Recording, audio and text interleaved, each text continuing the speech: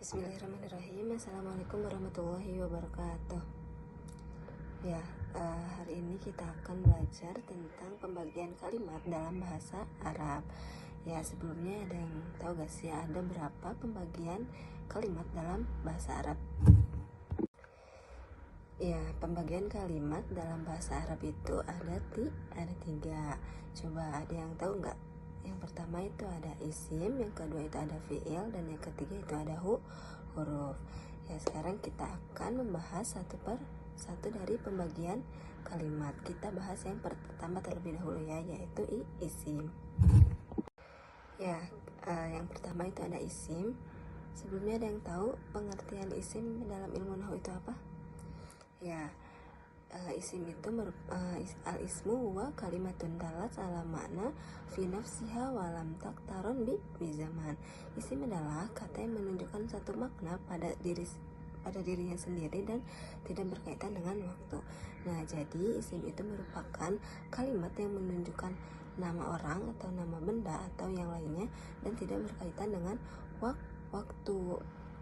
Nah, jadi kalau kalian mau menyebutkan nama seseorang atau hewan atau nama tempat yang lainnya gitu ya, nah itu adalah isim.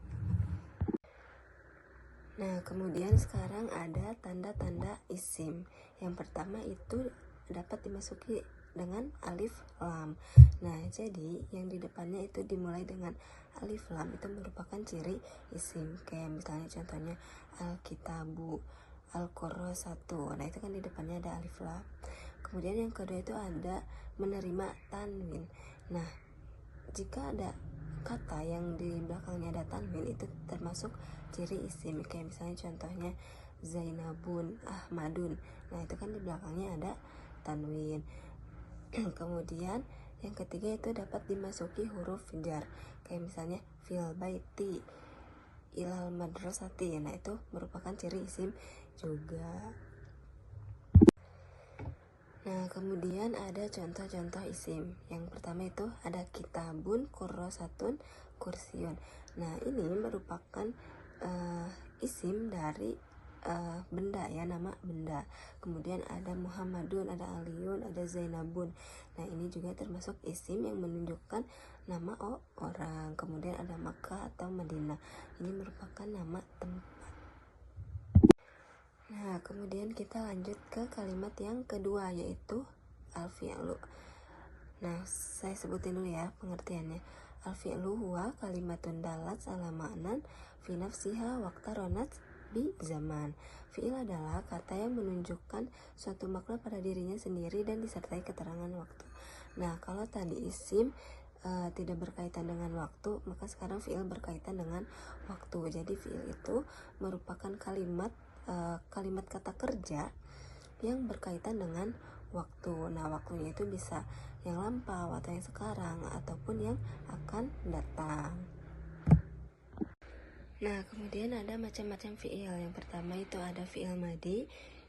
Fi'il madi itu merupakan kata kerja yang sudah lampau. Kayak misalnya kalian sudah mengerjakan sesuatu di 1 jam yang lalu. Nah, itu namanya fi'il madi. Kayak contohnya kata ba.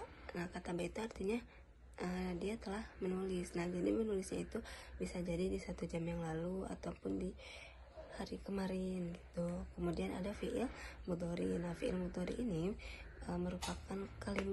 merupakan kata kerja yang sekarang atau yang akan dilakukan atau yang akan datang. Kayak contohnya yaktubu. Kemudian yang ketiga itu ada fi'il amr. Nah, fi'il amr itu merupakan kata perintah. Kayak contohnya uktub, kayak gitu. Nah, kemudian kalimat yang ketiga itu ada al-harfu. Al-harfu huwa kalimatun la yazuru ma'naha ila ma'a ghairiha. Huruf adalah kata yang maknanya tidak dapat dipahami secara sempurna kecuali jika digabungkan dengan kata lain. Nah, huruf ini kalau dalam bahasa Indonesia itu merupakan kata sambung. Jadi huruf itu harus disambungkan lagi dengan kata lainnya agar si katanya itu jelas gitu loh. Soalnya kalau misalkan kita bilangnya cuma fi misalnya, jadi maknanya itu tidak jelas. Nah, kemudian di sini ada contoh huruf dalam ilmu nahwu. Yang pertama itu ada fi yang artinya di, kemudian ada min artinya dari, kemudian ada ila ke dan ala di atas, li untuk, wa dan hal apakah. Nah, ini semua contoh-contoh huruf dalam ilmu nahwu.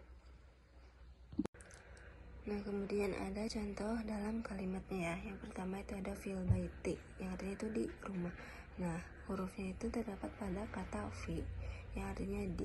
Nah, jadi kata fi itu jika tidak disambungkan dengan kata lainnya, maka maknanya itu tidak akan jelas gitu. Jadi di itu kayak di mana gitu loh.